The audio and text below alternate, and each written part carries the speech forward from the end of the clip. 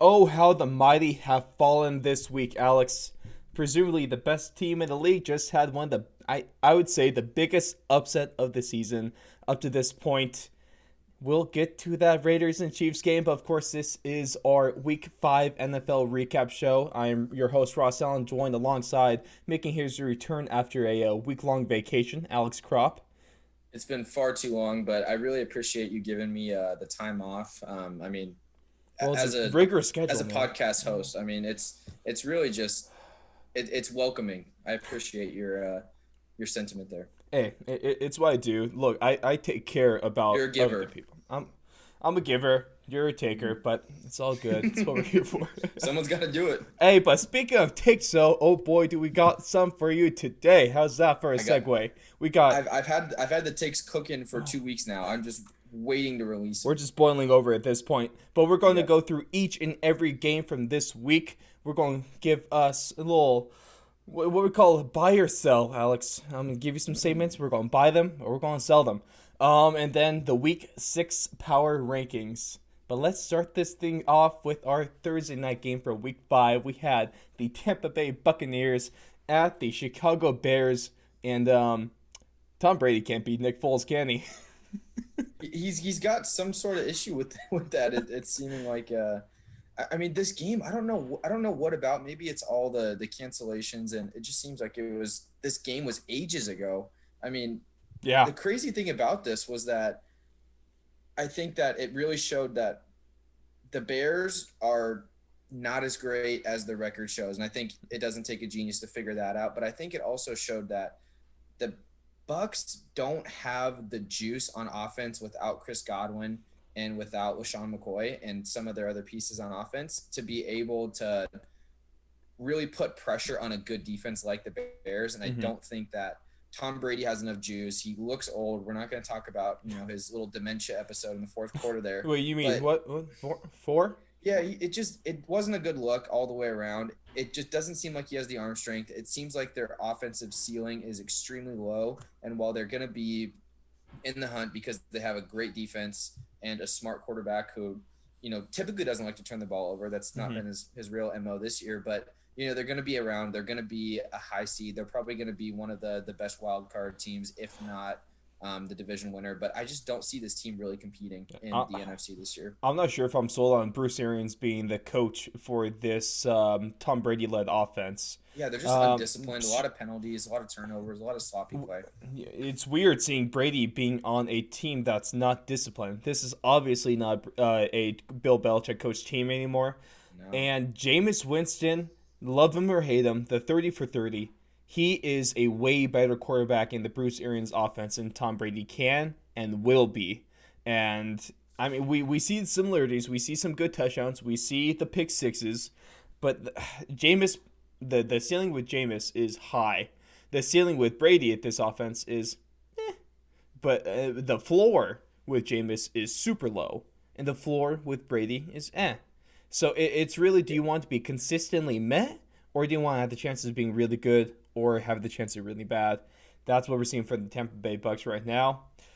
But with how that division's looking right now, they're still in the hunt. They're still Oh, definitely 100%. in the hunt. And agreed. I just think their defense keeps that floor high. Their defense is really, Same really thing for the good. They're Bears. going to keep them Same in thing for it. the Bears. Yeah, they're going to keep it consistently. But the two things that I thought that the Bucks needed to do this offseason was really weigh, you know, with Brady, you're going to be a playoff team almost hands down with Mm-hmm. that defense that they had and the weapons that they had. But with Jameis, if something clicked, I mean, he had LASIK surgery, so maybe that was the missing part. That's But super cool. the variance on Jameis is so huge that he could have potentially gotten this team to a deep run in the playoffs if he got hot at the right moment. And I just don't see that potential with Tom Brady. So whereas Jameis could have missed the playoffs or they could have competed for a Super Bowl with Brady, I just Mm-hmm. feel like they're stuck between a rock and a hard place where they're going to make the playoffs, but they just don't have the juice to be able to do anything in December. They don't.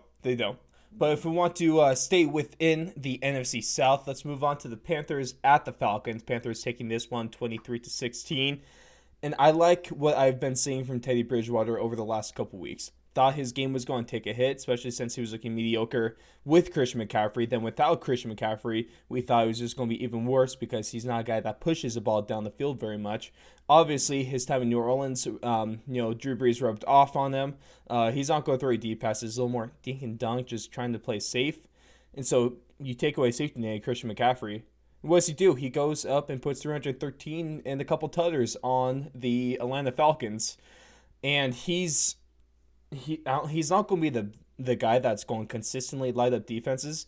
But I like the improvement I've been seeing him over the last couple weeks, and this is a Teddy Bridgewater that I saw being the potential when he won those 5 games in New Orleans and when he was still on the Vikings before that horrific knee injury.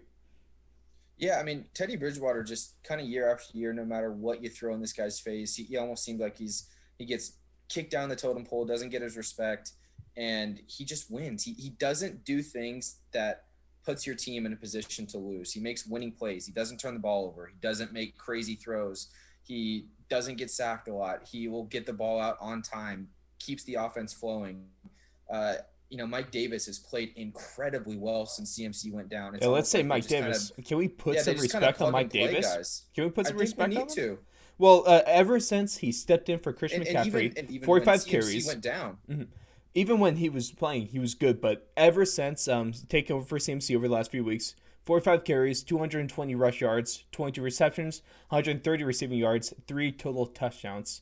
That's solid numbers. I mean, he's no Christian McCaffrey, don't get me wrong, but he is a solid RB1 in this offense.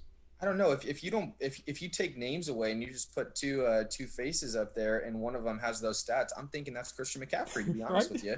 And it's just the Falcons are a dumpster fire right now. Their defense cannot stop anyone right now. They couldn't stop the JV team on your local high school. Finally get rid of Quinn. They finally get rid of Dimitrov. I think it's time to clean house that whole organization right now. That's a silver lining in this loss. Thank God they're 0-5 because they finally get rid of the baggage that was Dan Quinn and their GM Dimitrov.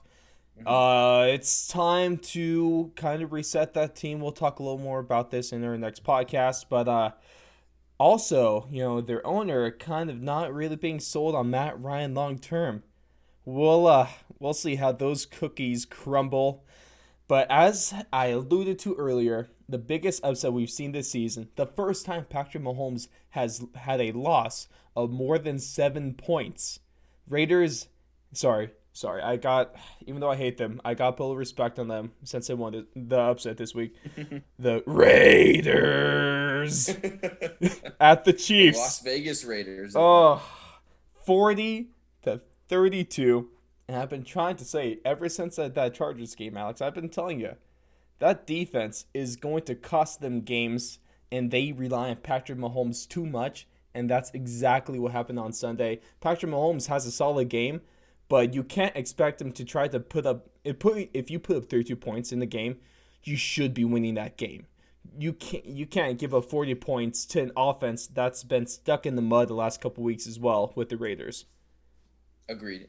And here's the thing with this Chiefs team is that it seems like the defense kind of just sits back. They know that they have Mahomes on the other side. It just doesn't seem like they're totally locked in. I don't know if it's almost that syndrome where you got a guy that's going to put up 30 points every single week. So all we have to do is not give up 40, which is obviously what happened this week. And what happened? They lost. But it's a division game. I think it's a little bit of a look ahead spot for the Chiefs there. They're coming off the big win against Baltimore. They got the Bills next week, who before this game that they're playing against the Titans, were undefeated. So, that sandwich spot, it's never easy playing in division.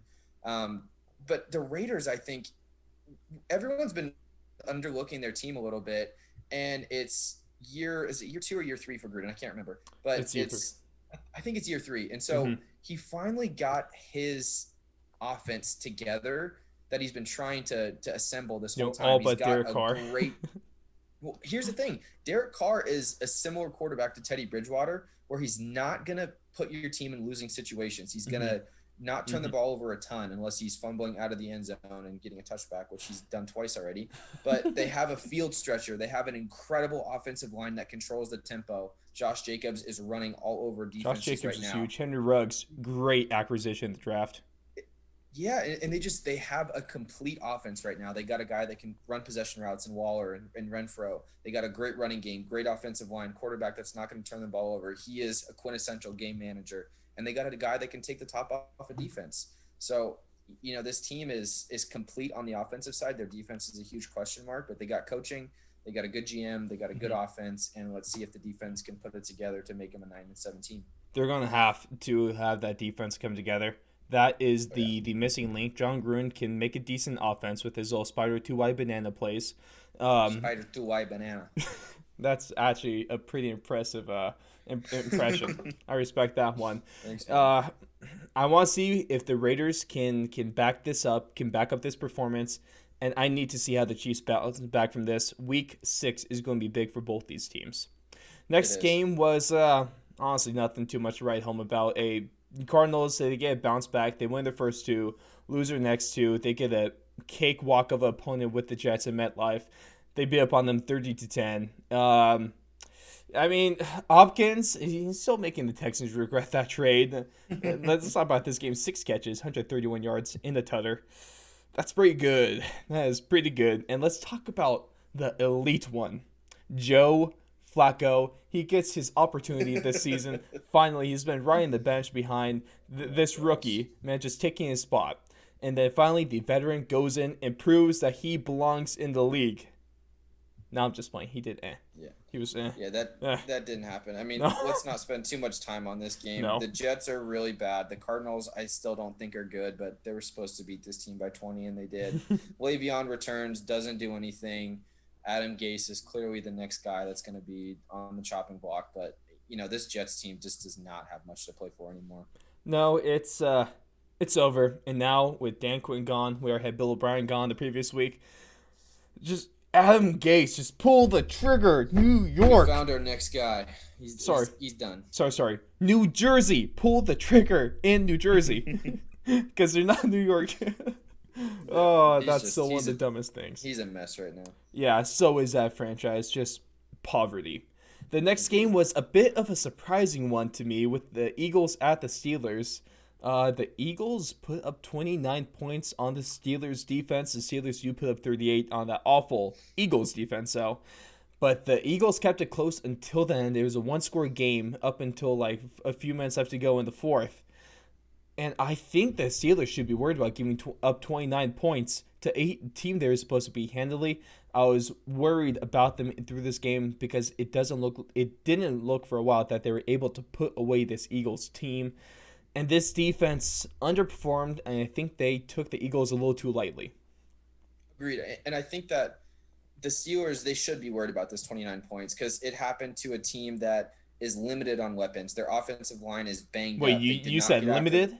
As in, I mean, they don't have Travis anything? Fulgham had 155 yards in the tutter today, and no one ever heard of him before. I mean, that's just the type of stuff that cannot happen within a so-called elite defense. And so it's concerning. They're 4-0, though. They have a little bit of wiggle room. They have some time to get it corrected, and that offense is good enough to be able to make sure that they're in games and they're winning games. But, yeah, that defense, man, it doesn't look right. Something looks off with them right now. But what is really kind of shocking is how good the Steelers are at drafting wide receivers. I mean, in their past 6-7 years, here's the guys that they've drafted themselves in homegrown. Antonio Brown, Juju Smith-Schuster, Mike Wallace, Deontay Johnson, James Washington, Chase Claypool. Martavis Bryant was a stud even before he had issues going on. And those are all guys that they drafted themselves, developed themselves. None of them were first-round picks. Maybe Juju was a first rounder. I can't remember. I don't think he was. But these guys they grow in this system and they just produce year after year. And they have a stable of guys that are always running through. That's why they didn't have to pay AB crazy amounts. That's why they didn't pay Mike Wallace crazy amounts, because they're just confident in the way that they can draft and develop. Mm-hmm. That is a phenomenal point right there. I mean, Chase Claypool. If you actually knew his name and you weren't a Steelers fan, I am a little bit impressed because he just came out of nowhere this game. I mean, 110 yards, 4 total touchdowns, 3 receiving, 1 with a little rush. And Yeah, he's going to be a problem moving on from this week. He's going to Yeah, be a he's problem. good. He's real good. And if you're a fantasy owner and somehow started him, big credit to you. Shout out to me this week because I'm surviving. I'm barely winning this week. I barely won. No credit to having my opponent having Chase Claypool on the bench. Oh, Oof, damn. that's tough. That is It, tough. That's a good way to count your blessings though. it's too sweet. I got so lucky this week. Oh yeah. A team that was not very lucky this week, the football team. The Washington name redacted. They played home against the Rams. They get blown out 30-10, and partially because Aaron Donald is just he's a freak. He had 4 sacks this game. I believe one of his teammates also had another 4 sacks. That defensive line for the Rams, that front seven, really starting to come together nicely. I like what I'm seeing from them. And although there's not too much to talk about this game, so let's talk about one of the really big positives is that he went from almost dying in the hospital, tens and tens of leg surgeries. Alex Smith made his return to the field. And although he did not look very good, We're not talking about that, Ross. no, We're not even gonna mention it because Alex Smith the is fact back. that he He's the back. fact that he made a snap in an NFL game Mm-hmm. is remarkable. He almost Remarkable. died. I can't even emphasize that enough. He Yeah. literally almost died from his leg injury. Yeah, it's remarkable. I mean, we And he's don't need playing to say football. anything about it. He's playing football in the National Football League at the highest level, playing quarterback, getting absolutely demolished by Aaron Donald. But He the took some fact that hits. he's out there his leg held up. I'll give it that. Hey, I mean, we saw what Aaron I think Donald he got mouthed. sacked 6 times. Right, we saw what Aaron Donald mouthed on the sideline. That MFer has a strong leg. Her leg is strong. So apparently, shout out to his surgeons because they made him better than ever. They put a little Did a heck of a Terminator, job. they put a little Terminator leg in that. But I mean, just for Alex Smith, it's Hats just off. uh, I think he might be a little far off from the comeback player of the year that you called before maybe the season I was started. being a little but, hopeful. I was being a little hopeful. but we're just glad that he's walking right At now. least he's back, able to walk man. off the field. Yeah, in front of his wife and family too. That was Very cool. Isn't football just the best? It is. Damn, It brings a tear to my eye. I love football. And another ugly game though. The Bengals at the Ravens, and shout out to Joe Next. Burrow for having his work. Right? I wish. Joe Burrow with the worst start of his career.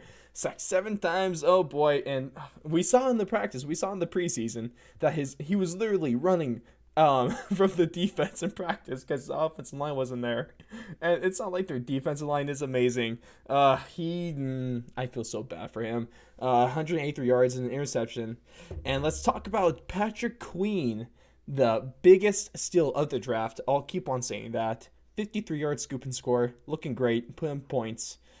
And I mean, the Ravens are having a little fun, but they should be a little worried maybe from this game.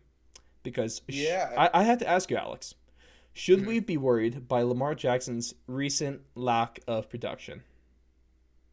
No, because he hasn't needed to do anything. He's winning 27-3, blew out Washington last week. They don't need him to take unnecessary hits. They don't need him to put up stats to get an MVP. He's already got that. He's out there to try to win football games. I think he's really trying to work on throwing the football. He's really trying to develop a pass game because he knows in the back of his head he can always take off if he needs to. So that's why you haven't seen those prolific rushing numbers, is because it just hasn't, the situation hasn't called for it yet. But I think what's kind of interesting about this game is obviously Patrick Queen and Joe Burrow were teammates last year. Mm-hmm. And Joe Burrow was asked about this earlier in practice, and earlier in the week during practice, it doesn't sound like him and Patrick Queen really had the best relationship in college. So I'm sure Patrick Queen loved doing this against his old college teammate there. But I feel like we've heard Patrick's name before, maybe in like a season preview for some sort of award. I don't Wait. really remember, You sure? but hold on. I think you're Do you have the notes from that? I do. We might have to Hold run the up. tape back, Let but I me do pull think that I this did up. call him for Rookie of the Year Hold on up, the hold up. defensive side potentially. So Hold I up, think hold up. he's building a case. Time out. Let me read through. Alex, rookie of the year. Patrick Queen. Oh. Oh, Whoa. whoa, whoa. That's little. I mean, if you're voting tomorrow, what's the? I think we have a winner there, but I yeah, we don't need to talk about this game anymore. It's just really, really bad. Let's Oh, move on to some positive news. If you are a Texans fan, back to back, just this week was just amazing if you're a Texans fan. First, Bill O'Brien, GM and head coach Bill O'Brien, he's canned. Then we get to learn about all the fun stuff about the players imploding. J.J. Watt just getting into it with Bill O'Brien, and that's the man that you don't want to piss off. Literally the face of your franchise, and you piss him off. I don't know if that's going to go down well. But Texans it's a nail in the coffin right there. it really was. Texans get the first win of the season. And all I'm saying is that if Deshaun Watson could limit his turnovers, he will be elite in the NFL. Also, it would also help if hold on, uh-huh, stop. If you're insinuating that Deshaun Watson is not elite right now because he turned the ball over twice and put up 360 yards, then elite as in okay, here we go. Elite as in top 5. Dak doesn't have any ankles anymore. Who else is top 5? He has one. He has one. Actually, I might have to rethink. Lamar, Patrick, Aaron Rodgers, Deshaun Watson, and Dak would have been my 5th. Yeah, Dak out. Russell. I'm forgetting Russell. So there's still Dak's 5. Out, Russell's in. That's 5. Deshaun Watson is the 5th best quarterback in the NFL right now. You're right. You're right. With Dak being out now, Deshaun Watson is officially a top 5 quarterback. I would say that's elite. Yeah. I'm so sorry, Dak. Do you stand or sit corrected now? I do. I don't know. He's like right there. By the luck of Dak being out, I think if we're talking about on a technicality, he got me on the technicality. Damn it! I think Deshaun Watson consistently teeters the line of being like some games he's good, some games he's great, some games he's elite. If he didn't have the best wide receiver in the game taken away from him this offseason, he would be way better. If he wasn't stuck with just Brandon Cooks and Will Fuller. No disrespect to them, but they're not wide receiver ones. He could be, if the Texans just continue to build around him through this draft and the next, Deshaun Watson is going to be amazing in the NFL. I mean, he already is amazing, but he'll continue to be amazing. Even better. The ceiling is just so high with Deshaun Watson. It's unreal. And man, I still feel bad that he was stuck with Bill. Imagine if he didn't have Bill O'Brien as a coach. Oh. Yeah, I mean, he would have a much better first 4 years of his NFL career, I would imagine. I mean, his guy, he literally took his best receiver, probably the best receiver in the NFL, just took him away from him because he had a beef with DeAndre Hopkins. At least he got a running back. If I didn't have between my head coach / GM and my number 1 wide receiver, and we were coming to that point where we were going to have to pay that number 1 wide receiver a lot of money in the offseason, trade him. I get it. But I don't know, man. Deshaun Watson's not getting any help here, and he's still putting up ridiculous numbers. This guy's elite. He's got elite talent.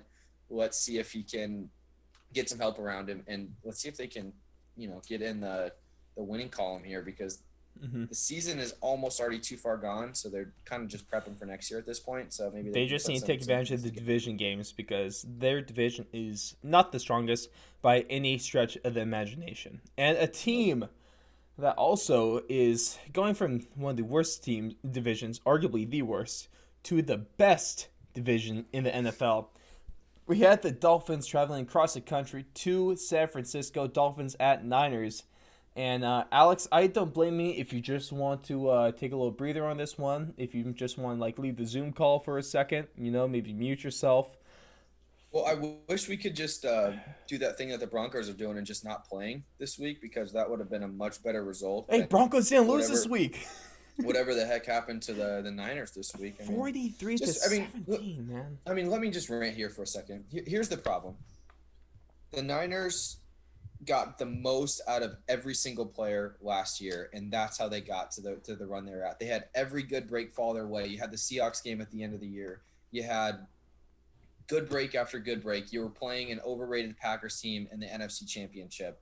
You were, you got to play a Vikings team that knocked out. I New forgot who they Orleans. knocked out last year, New Orleans. But you got kind of gifted that Super Bowl run last year, and because everything broke the right way. Now you have Bosa go down, you have Solomon Thomas go down, you had Garoppolo go down, you had Debo go down, you had Kittle go down, you have no corners anymore. They have Emmanuel Mosley, Akel Witherspoon, Richard Sherman. They all had mistimed at some point this year, and the Niners just are not good enough. They don't have an explosive enough offense or a deep enough defense to be able to sustain those type of injuries. And this is the product that they're putting on the field right now. I mean, this team is 0-3 at home and 2-0 at MetLife Stadium. So you just want to play at MetLife the whole season? And they were almost about to forfeit because they didn't want to play at MetLife Stadium because they got so much injuries. I mean, this team just has. I don't think the season is salvageable. I'll answer that question you have. Next there. question: is the season salvageable for the Niners? We got our answer. The answer is no. You're 100% right, because you can't, if you play like this, 0-3 at home. I know home field advantage might not mean much right now, but at least you don't have to travel. You're 2-3 in the best division in football. They're the worst team in the division, and it's not close. It's over for them. The season is already over. I'm so sorry, Niner fans, that you have to hear it. But take this season. Not good. Focus on getting healthy. Focus on that. And maybe Jimmy Garoppolo, maybe this game was awful just because they rushed him to the field too soon. Maybe he wasn't ready. But at the same time, maybe you got to take this as a hint and say, we got to work on him a little more. He's not a finished product. And just get better and prepare for next season at this point. Yeah, I mean, Jimmy G didn't look good. He didn't look like he had any sort of power off his leg that he got the sprained ankle on, so couldn't get any mustard behind his throws. His guys weren't getting open. No offensive line help. I mean, it just didn't look good. I don't think it was necessarily a benching. It was a benching for performance, but not in the most common way that they would typically do. I think it was just, let's chalk this game up as a loss. Let's get out of here. Let's not get hurt more.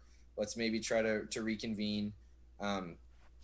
And see how next week looks, but it's just not good right now. It's not good at all. Their season is in the dumps right now. See, the Niners might be the most surprising teams in terms of how bad they're doing this year, but a team that has been the most surprising in terms of how good they're doing this year, we have the Cleveland Browns. Colts. That's a heck of a transition there. I've been working on it. Okay, I've been watching the film. I've been studying the tape, and it's just coming together. Colts at Browns.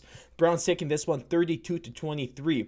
Here's this for a little fact nugget for all of you. The Browns are 4-1 for the first time since 1994. But the thing is, the 1994, that's when they were still the Ravens technically. Oh, hold on. So this is the first time ever. Yeah, the Cleveland Browns have that the 4-1. Cleveland Browns have been 4-1.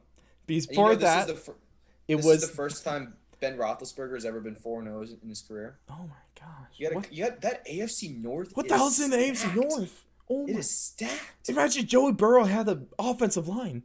Yeah, I know, and I mean, arguably Joey Burrow.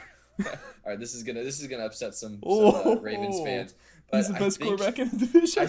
I think Joe Burrow might have the best career in his division right now. I think he is. Just from the eye test, Joe Burrow, I think, is the most talented pure quarterback in that division right now, and they have one win. Joe Cool, man. Joe Cool is just kicking in there.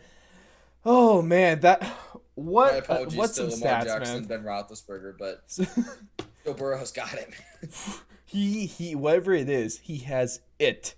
Baker, though, I mean, he does enough for the win. His interceptions, we've been seeing throughout his career, interceptions have always been a struggle for him. He had 2 this week. But at least the quarterback on the opposite side of the field is another guy that's always had interception problems. Breaking news, Alex. Philip Rivers is still Philip Rivers. 2 interceptions, one of them landed the game. He is just really good. I really want to see a percentage. I need a percentage breakdown of how many interceptions come in the fourth quarter. I would be willing to bet about 50% of them. Well, he's always down in the fourth quarter, so He's just you always slinging kind of it. know that they're going to be able to pass. But Philip Rivers just does not look good right now at all. I mean, he's making. I mean, that throw he made from the end zone to get that intentional grounding call, Mm-hmm. that was absolutely abysmal. I mean, So he had no business throwing that ball, and he just, I don't know, it just looks like he kind of short circuits sometimes. Doesn't really know what's going on. Gets really frustrated. I mean, maybe it's just that he can't swear, so he's just like, might as well just. He Dag just looks like he's nabbit. got wires crossed on the field, and it doesn't look good. Their offense is extremely limited, just kind of like the Bucks offense with an old quarterback that isn't able to push the ball down the field. Mm-hmm. And I mean, I wouldn't be shocked by the end of this year if we don't see Jacoby Brissett in the game over Phil Rivers. I mean, it's a 1-year contract. It's not like you're committed to Phil Rivers long term. What's the big deal with putting the more talented quarterback with a bigger arm in there? See, I And just did what also not care about concerns me, this offseason move. It's there's no what point. really concerns me about Phil is that he has absolutely zero connection with T.Y. Hilton right now. It just looks like it's pulling teeth right now trying to get a completion to that guy, and it looks like they're just not on the same page. A lot of frustration coming from both ends. Every single time they don't get a completion, they're talking to each other. They're saying, "I should have gone this way. You should have gone that way," and it's just almost an uphill battle trying to get their best receiver involved in the game plan. And it's just, I'm worried about this offense. Really worried about it. If you're a Colts fan, at least you have Quinn freaking Nelson and Jonathan freaking Taylor, because those two are going to have some amazing careers, but that offense is not going to be doing anything with Philip Rivers. I'd rather Jacoby Brissett, because to be honest, I liked what I saw from him in his limited time in New England, and then his limited time in Indianapolis when he took over for Andrew Luck. Jacoby is better than Philip Rivers. The only reason they're playing him right now is because they paid for him. Yeah. I don't like it. And it's, again, we talk about those ceiling raisers, and I think Jacoby Brissett is a ceiling raiser. Phil Rivers is a floor raiser. What do you want when you have that good a defense? Gotta take the ceiling. It just makes sense to have a guy that'll give you more juice on the offensive side, 100. especially with that defense. And then and another underrated thing about this game was they did not have Darius Leonard, and that Colts defense without Darius Leonard is just a completely different defense. That guy's an animal. I think he's the best middle linebacker in his conference because you got Bobby Wagner over the NFC. But they're hopefully they'll get him back and they'll get things straightened out. But this Browns team does look good. 4-1 does look pretty good on the Cleveland Browns right now. I just want to say, before we move on to the next game, Colts fans, although the season may look abysmal right now, you have plenty to look forward to because that team is young. And there is a lot of talent both on the offensive and defensive side. This Colts team, by the end of this decade, will be putting on strings of 2, 3, 4 AFC South championships in a row. I will guarantee that because, man, they have a lot of room to grow. Love what they're doing there in Indianapolis. A lot of high character guys too. Yes, 100% yes. That's how you build culture. That's how you build a winning locker room. But a locker room that has not seen much of winning recently. We have the New York Giants at the Dallas Cowboys. Both locker rooms haven't seen much of winning. We'll talk about both sides. Right. We'll talk about the smaller story. The Giants keep it really close. They look actually good against the Cowboys. The Giants are not as bad as your record shows. They very well could have won 2 games so far. But the big story, the only thing that really matters from this game, is Dak.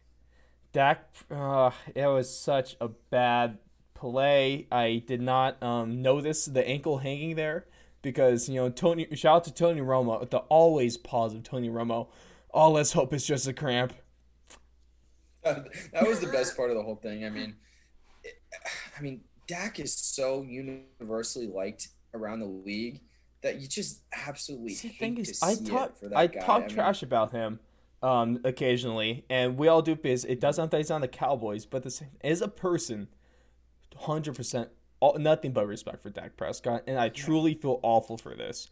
I always hate seeing a professional grown ass man crying as they're being carted off the field.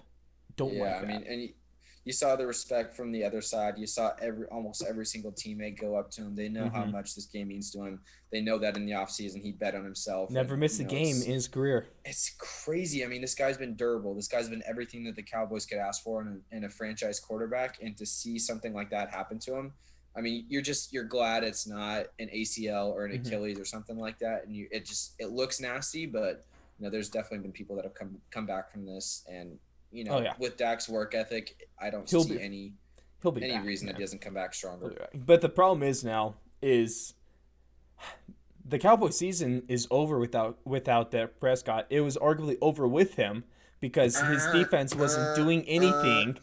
They might make the playoffs because their division's crap, but are they really a contender at all? No. Don't tell me otherwise. Hold on. Oh no. So here's the best part. I mean, sounds bad saying it, but the silver lining to this for in a selfish standpoint is now the rest of the year I'm not associated with this Cowboys take anymore because they don't have Dak Prescott. And they could go in. They could be 8-8. They could be 9-7 with Andy Dalton. Andy Dalton is a good quarterback. He's taken a Cincinnati Bengals team to the playoffs multiple times. Fair. He's arguably the best backup in the league. And with the talent around him, I mean, he was able to come back. He was able to win this game. He was able to put together a drive in regulation to win it. And he's serviceable. Maybe this means that they'll lean on the ground game a little more. Zeke will start to eat a little bit. He's got guys that will get open for him. His defense is obviously still horrible, but maybe the time of possession, the fact that they'll maybe rally around Dak a little bit will give this offense the much needed lift that they desperately need right now. But this Cowboys team, I could see them going 9-7, winning the division, and then all of a sudden, they'll probably be a 4, 5, 6 point underdog in their divisional game in the playoffs. But crazier things have happened, and there was a team in their division that, if I'm not mistaken, lost a really good quarterback and won a Super Bowl that year with a backup that was on a similar trajectory as Andy Dalton. The only problem with Andy Dalton, though, I loved him when he was in Cincinnati. I just know he was in a similar situation as Matt Stafford is, where they're a good quarterback there, a solid quarterback. Matt Stafford would be better, but they just don't have a team around him. They have the tools to succeed. I still don't like that defense, but at the same time, you're saying 8-8, 9-7, hell, 7-9, 6-10. They're still probably winning that division. Is he significantly worse than Nick Foles is? No, he's not. Do they have more weapons than that Eagles team did? They do. Where I look to, though, is the defense. Both those guys had good defenses that backed them up. The Cowboys defense is not going to be backing up. And also, I just gave up 35 points in the Super Bowl. I just want to say this, though, Alex. We talked about predictions and stuff like that. We had yours with Patrick Queen earlier. Yeah. Over 5 months ago, in the podcast, can't even tell you which episode it was, but I had the take, albeit a bad take, and I regret it because my reasoning. So the main take was that Dak Prescott will not be starting at the end of the season for the Cowboys, albeit in the ways I said that it was not going to. I did not see it happening this way. It was a bad take from what I said. I was completely wrong, but technically, I'm also 100% right. Good job, Ross. You predicted a guy having a career-altering injury. That's awesome. Oh, you make me sound like proud of yourself. You can steal my thunder. You can make me sound like a dick, but at the same time, you weren't wrong. I wasn't. The best kind of right is a technicality when you're not wrong. So agreed. I'll take what I can get. Moving on into the Sunday night game. I appreciate that. The Vikings at the Seahawks. Seahawks edging out the Vikings 27-26. And oh boy, do the Seahawks team like to give the fans heart attacks and to keep their blood pressure so high. But another close comeback win. And the Seahawks still look good. A really solid second half. They really came out of the gate. They put 21 points in the first 7 minutes of that second half. And this offense could score in bunches. But the biggest thing I want to ask you, Alex, is so late in the game, with 2 minutes to go, the Vikings had the ball. They were up by a score. They were up 26 to or they were up 26-21. Fourth and one at the Seattle 6. In this situation, a field goal would put them up by 8 with 2 minutes to go in the game. So it works. Seattle drives down the field, scores, and gets a 2-point conversion and ties the game. They likely go to overtime. Or you get the first down and you basically win the game. They go for it and they do not get it. Do you agree with the Vikings going for it in this situation, or should they have settled with the field goal? I absolutely love the call by Mike Zimmer. I absolutely love it. Here's why. I think there's three specific reasons.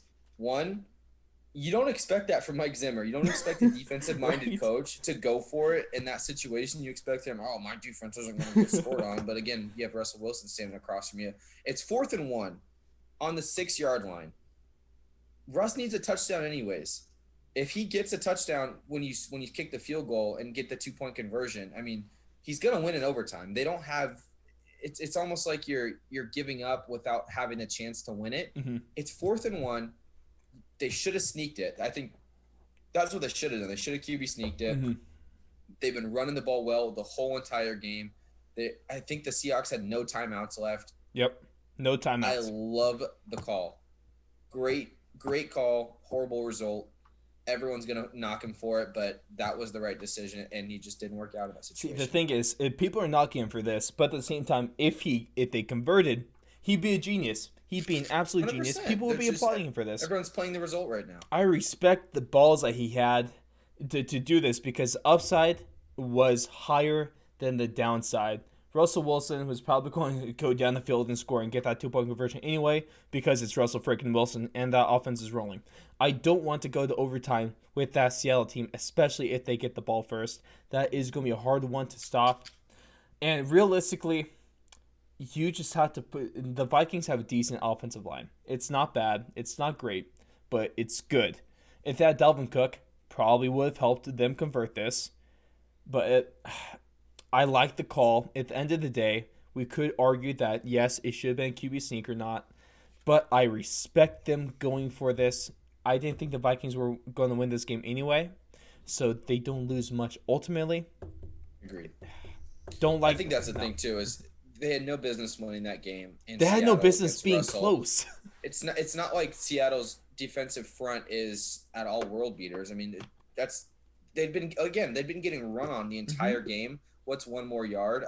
I think they could have gotten a little more creative on the play call, like we said earlier. But dude, I like the call. It's Mike Zimmer chalked this one up to bad luck, bad execution, whatever you want to call it. But what I do hope that just doesn't happen from this is I hope that doesn't change Mike Zimmer's thought processes moving forward, because that was the right call. He needs to be aggressive.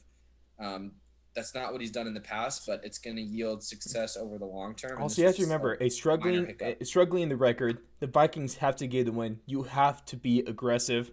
That's what they did. Just didn't work out, is all. That's all. Yep. End of story. Moving on to the Monday night game, we had the Chargers at the Saints. The Los Angeles Chargers at the Saints. Saints taking this one 30-27 in a nail biter. And I just want to say now is that Justin Herbert is the real freaking deal. Ignore the record because he's been going up against some really good teams. He hasn't won the game yet. He's been really close. His first game against the Chiefs, it was within the score. To the Saints, within the score. The Bucks totally came back on them. They should have won that game. So he's been going up against really good teams. He had another good game this week, 250 yards, 4 touchdowns. He had the highest QBR this week when under pressure. And that's something, a really positive stat to see from a rookie quarterback that shows a rookie that already has this kind of poise in the pocket, is able to still clearly see the field and to make the right play. I really like that one. But also with this game, I just don't like how often the Saints turn to Taysom Hill. And I was saying, over this offseason, one of the most underrated picks, or one of the most underrated things to happen this offseason was Emmanuel Sanders to the New Orleans Saints. He got the job done filling in for a bench Michael Thomas, and he is big on the offense. Yeah, and Herbert looked very impressive. He kind of continues this trend of showing poise, moments never too big for him. He makes some questionable decisions sometimes, but Mm-hmm. those are few and far between, and those are things you'll live with. We can call that rookie Four mistake. touch, yeah, four touchdowns is really impressive. Even Keenan Allen went down early in this game, and he still was able to, put drives Mm-hmm. together. Didn't have his two best weapons. Didn't have Eckler or Keenan Allen after the first quarter, and was able to put 27 points up on the Saints defense, which they're obviously not a great unit, but I would say it's a league average unit. Mm-hmm. Um, the Saints team, similar to the Bucks, similar to the Colts. This team, I just don't see the juice out of this offense. It just doesn't. It doesn't look right. It doesn't look like everything's clicking. Is it Michael Thomas? Maybe. Is it Drew Brees' arm? Probably. Is it fixable? Maybe. I don't think so. We need to see a couple weeks with Michael Thomas and that full gamut of weapons that Drew Brees has, Mm-hmm. but I don't see their ability to beat a good defense. That Which secondary needs to improve quick. agreed. What happened to Lattimore? I mean, he was a shutdown corner his first He year, was was getting making plays all over the field. He was getting He was routed getting this work game, today. man. Mike Williams made him look like a little kid out there. He got embarrassed, and they exposed him. Like they purposely, Yeah, agreed. if Latimer was just man coverage on Williams, they purposely Mm-hmm. just threw the Williams because they knew either Latimer's going to get a PI call or he's going to give up a reception. I mean, he was just bigger, stronger, wanted the ball more, everything. And the Chargers may very well be one of the best, worst teams in the league, without a doubt. I Yeah. really do like the future of this Chargers team. Then wrapping up week 5, we had our famous, first time since 2010, Tuesday night football.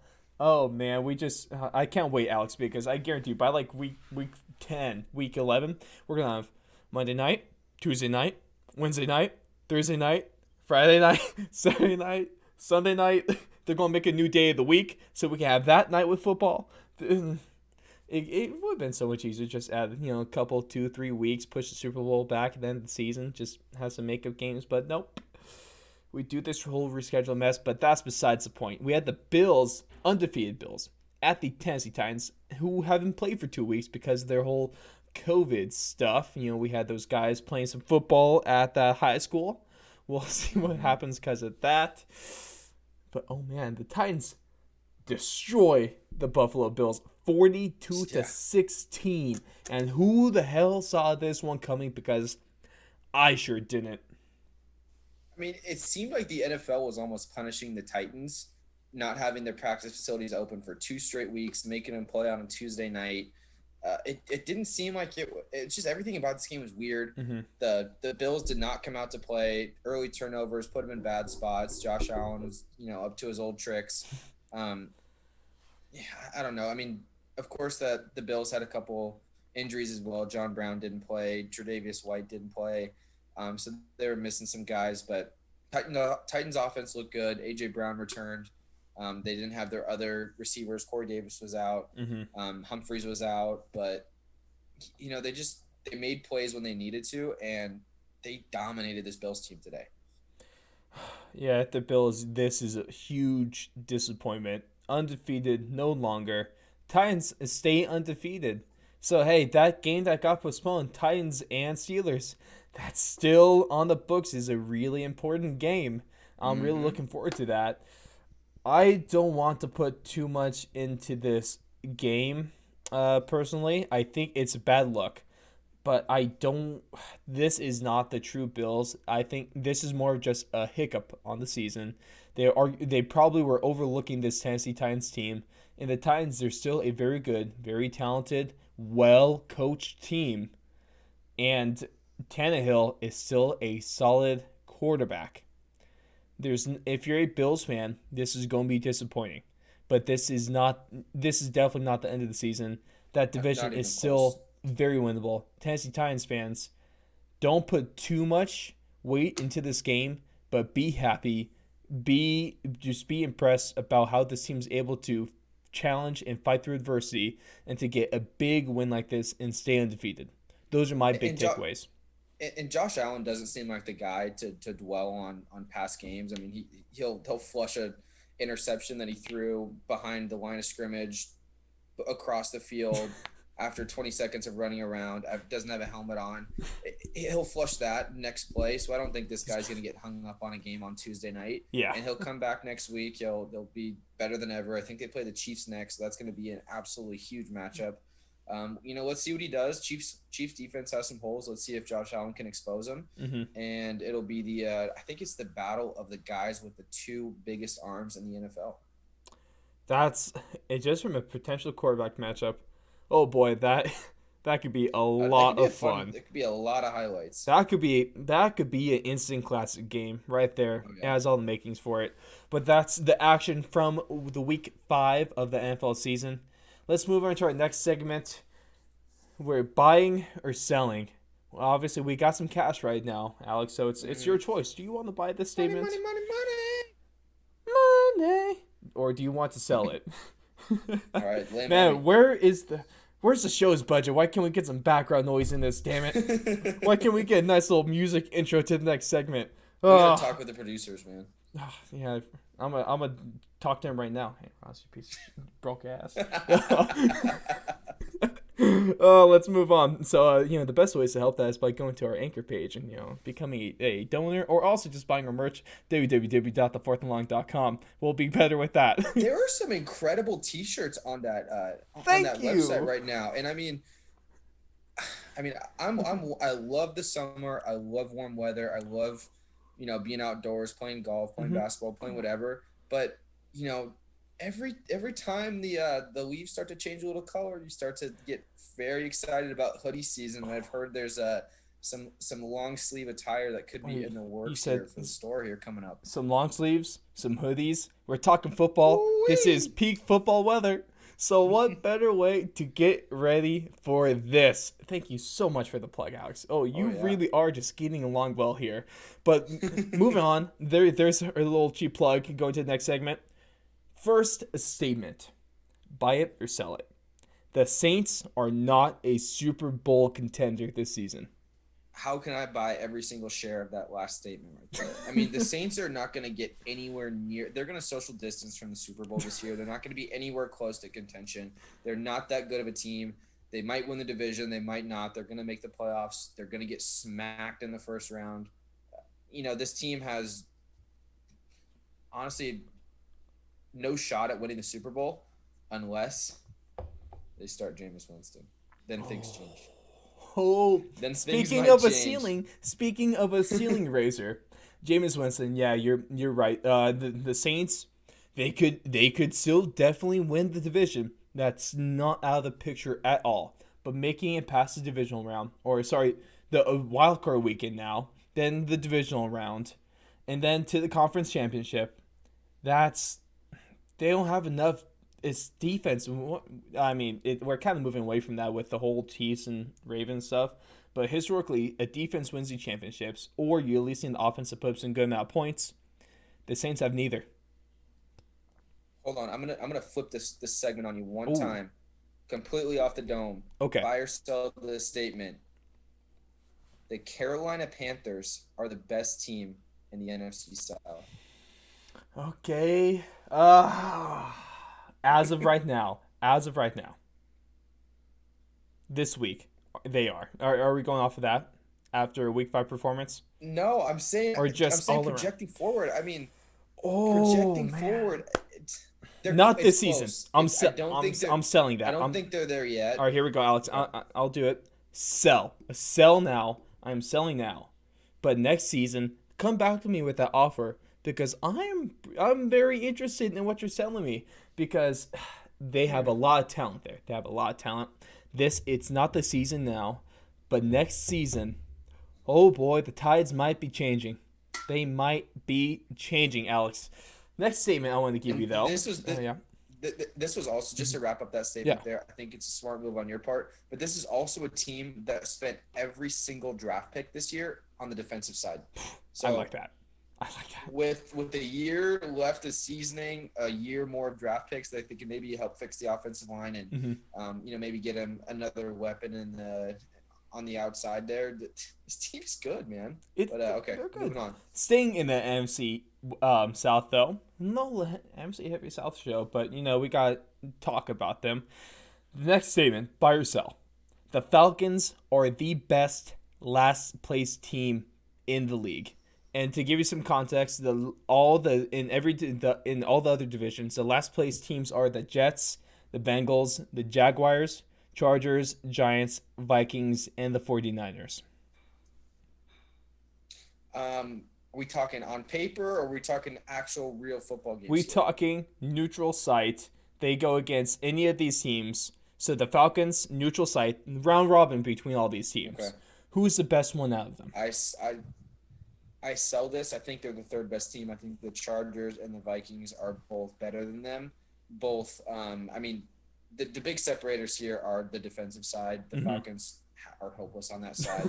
I mean, they have a defensive head coach for the last 6 years, and they've never had a good defense in that. Well, hold them. Now their Really defensive coordinator is taking over the head coaching position. Big things are changing. Raheem Morris is he's not been a world beater at all himself either. So there's a reason he's had 4 defensive coordinator positions over the last 6 years. Not good. The Vikings and the Chargers are both better than the Falcons. So I sell that statement 10 times out of 10. 10 times out of 10. That is very fair. All right, here we go. Talking about the Chargers now. We've had some high praise for Justin Herbert. The next statement. Buy or sell. Justin Herbert will be the best quarterback in Chargers franchise history, with his competition being between Dan Fouts and Phillip Rivers, not including Drew Brees because he didn't do anything he didn't do much with them. Yeah, and we're talking just Chargers here. I mean, the Chargers have had a great past of having quarterbacks for a long period of time, and I think the common trend of all those guys is that they never really amounted to any postseason success, but Dan Fouts won a Super Bowl, I think. Yeah. But I think that's tough to say right now. I think Dan Fouts is clearly the best out of that group. I think Phillip has the stats, obviously, but being the fact that, and this is probably also tainted by the noodle arm that we're seeing now, but and Dan Fouts has been in our lives as a broadcaster, at least me and your generation. So I feel like Dan Fouts still has that aura around him where, we're like, oh my gosh, he's on TV. He must have been a great quarterback and won a Super Bowl. So I'll still give that to Dan Fouts. But Justin Herbert, I think, is going to be – he's going to have more postseason success than Phillip Rivers. I mean, I don't know if that's a crazy statement there, but – Whoa. Alex, you need to chill with those statements, man. Jeez. They made the AFC Championship game, didn't they? Yeah. I really like this. Dan Fouts, looking through his career, amazing. I mean, career of he was a offensive player of the year in '82 when he was on that team. He had career highs in '81. He had plenty of numbers. I mean, if you want to look at his resume, Chargers Hall of Fame, 1980s All Decade. How long did he play? He was on the Chargers from 73 to 87, so he had a solid season. A couple 15 years, jeez. 4-time passing yards leader, 2 times touchdowns leader. He was offensive player of the year, like I said, AFC player of the year, 6-time Pro Bowler. Made the All Pro. So a lot of stats for him. I think I'll give it to him. He has a big resume, but at the same time, I'm buying the hell out of this. That Justin Herbert stock, wow, it's going up right now, but before it gets too high, I'm buying as much as I can right now. I'm buying as many shares as I could afford because that stock is going to skyrocket this season. It's going to skyrocket. Somebody clip that. Clip it. Hey, it's going to be clipped now anyway. It's going to be clipped now. This is going to be on the internet forever. At Old Takes Exposed, I don't even care because I'm going to be right. Justin Herbert will be the best Chargers quarterback in franchise history, and I have no doubt in my mind about that statement. No doubt. Wow. Somebody tell Dan Fouts that. Hey, Dan Fouts, if you want to actually talk to me, let's just get recording. We'll call that in an interview, and we'll put that on the YouTube and, Spotify and Apple Podcasts or Anchor. I think he actually does listen to this, so... why wouldn't you? Sorry. Hey, Dan. Hey, Dan. I appreciate you, man. This is how he does his prep for next week. He just listens to our recaps, and he's got all the info. I don't blame him. If you're not, you should be. Final statement this week, buy or sell. we talked about this a little earlier when we were talking about the Cowboys, but I want to give you the statement. Mike McCarthy's job was saved by Dak being out for the season. So I buy the statement first off. And this is the same kind of dynamic that I spoke about earlier with myself. Me and Mike McCarthy are in a similar situation where we put a whole bunch of stock into this Cowboys team this year. We loved this team on paper. You did? We thought they You were going did? to be incredible. And now that Dak's gone, we have and the fact that it was Dak too makes it so much better because no one can ever get mad at you about any sort of Cowboys take anymore because it's Dak. Dak's the lifeblood of that team. Their ceiling now is obviously a lot lower, but the fact that we now get a free pass on our takes in his head coaching first year, Man, that's so it's BS. relieving, I to hate you say so the much for least. that. I It's hate you relieving. so much for that. I swear. It's all right. I mean, the Cowboys I think they would have ripped off like 8 straight if Dak didn't get hurt. Mm. You know what? I want to take this. I talked And about I this don't have to last week. get I don't you have know. to get kept to that. No, you don't because you're a bastard. But I talked about this last week in our previous NFL weekly recap. I was saying that Mike McCarthy is now the next guy on the hot seat of NFL coaches, and he probably, if they can get this up, I was going to be calling for his job. I was going to be calling for him to be fired. Now, I agree. I am buying this statement as well. His job this season was saved because now he can go to the almighty overlord Jerry Jones up there in his. I think he was going back to the draft. He was drafting from his yacht, looking like an Austin Powers villain. He can take a little boat. He can be taken by his armed guards. Had the bag put over his head, taken out to his yacht's secret location, be placed in front of Jerry Jones in his office where he has a couple of Rottweilers next to him, chained up with a nice spiky collar. All in like in between them though, we have the pool of we have the tank of sharks, of course, as every bad guy has to have on their yacht. Did you have a dream about this or something? This seems to be very No, detailed. it's coming out the top of my head because I'm just a creative genius. And then we sit Mike McCarthy in his extra wide chair because he has a bit of a gut, of course. And Jerry Jones questions him, "Hey, Mike, why'd you suck this year? Was it on you?" No, he's like, no, Mr. Jerry. This is all on Dak Prescott. See, if I had Dak Prescott, we would have won every game after that. Okay, so you should keep me on. You pay me for next season. Don't fire me, and don't throw me into the pool of sharks. I'm buying this because And guess his career was and saved. guess what, Jerry? We won the division. We won the We division won the still, division. Jerry. How can you get mad at that? Hey, We hey, had a hey. home playoff game. We packed the house. Didn't you guys go 9-7? No. We won the division. We got you another division title. So don't worry about that. We're a top 4 seed. Oh, it's so bad. Hey, Hollywood, That's hit how me it's up. gonna go. We already know it's how it's gonna go. It's 7-9 It's and with the screenwriting. division, or it's just embarrassing at this point. But that there is our buy and sell. Let's wrap this thing up. Week 6 power rankings. Last week, you may remember, it was a little anticlimactic, but all the top 5 stayed the same. We had from 5-1 Bills, Packers, Seahawks, Ravens, and Chiefs. We had to switch things up a little bit this year. There are some good changes this week. Actually, every team in the top 5 is not in the spot they were last week. So it's a good amount of fun. Starting us off at number 5. A team that was in a lot of top 5s over week 4, whether it be, from ESPN, Bleacher Report, NFL.com, and stuff like that. I am going to put them in there now, finally. The Steelers, even, they might have been a little worrying against that Eagles team. The Steelers are the 5th best team in the league right now, and that is all thanks to the Bills getting absolutely ransacked on Tuesday. Yeah, I don't mind this because they're undefeated. They're 4-0, so they have all the record to kind of back up on, and they're probably deserving this 5 spot. But I think you made some great points about their defense. It's a little concerning.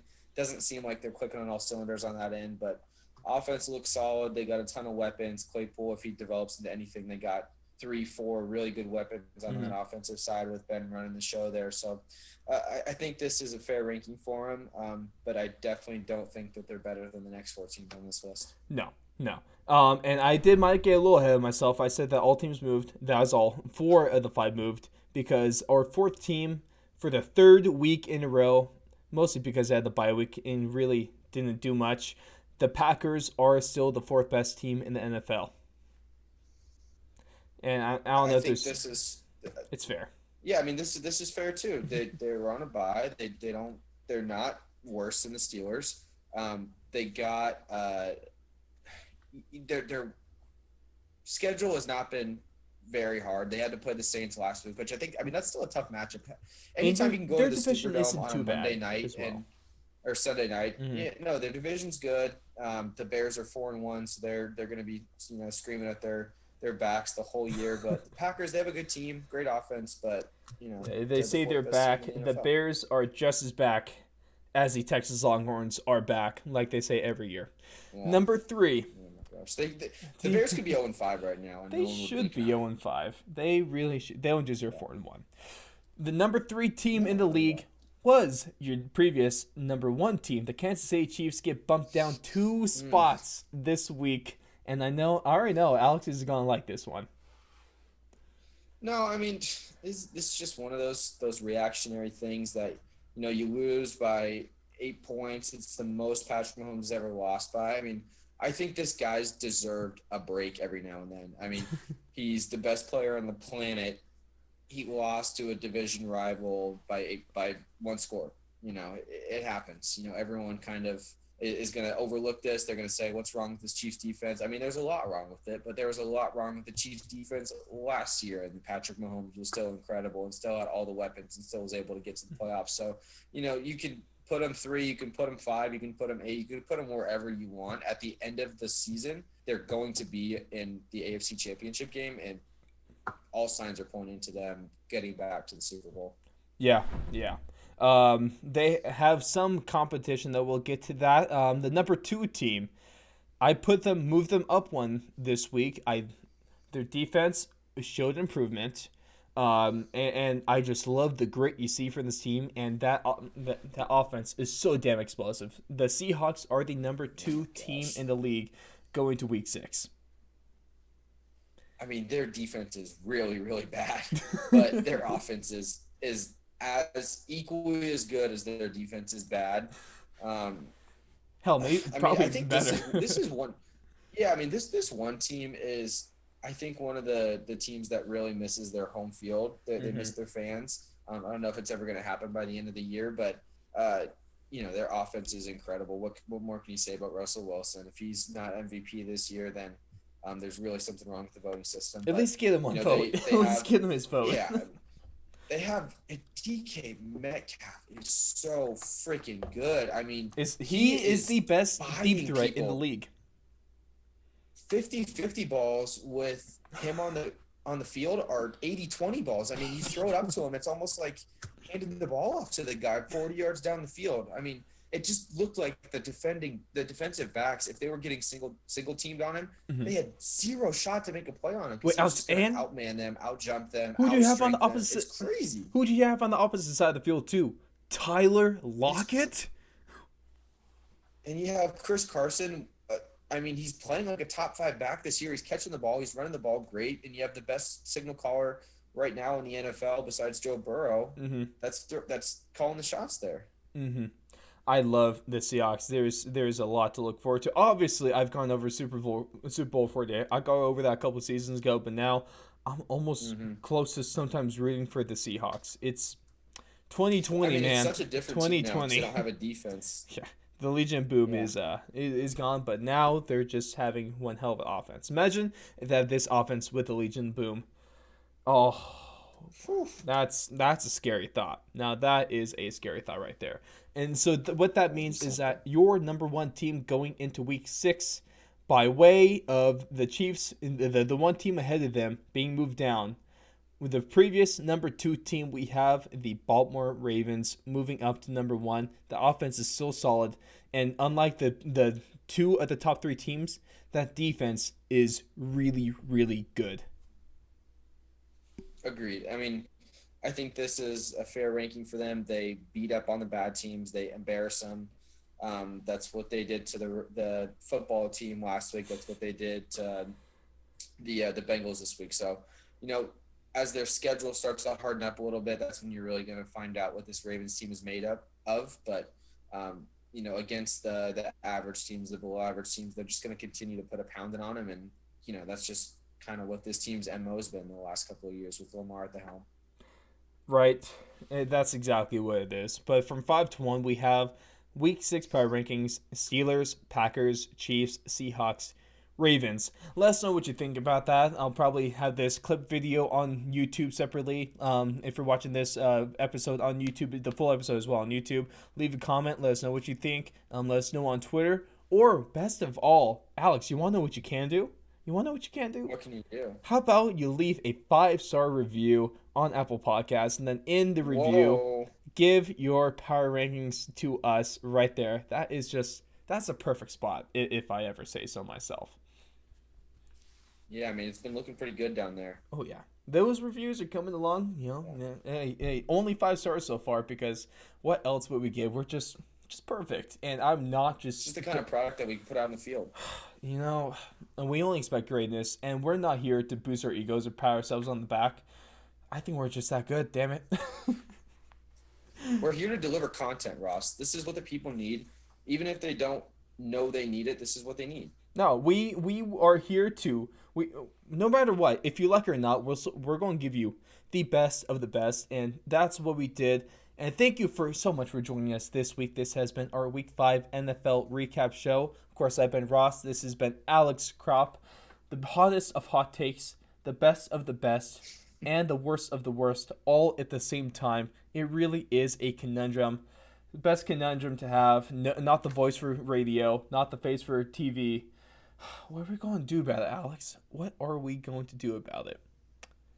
Not much, right? Sit back and we're going to enjoy Week 6. Damn right we are. And then everyone, thank you so much for joining us. You can check us out, www.thefourthandlong.com.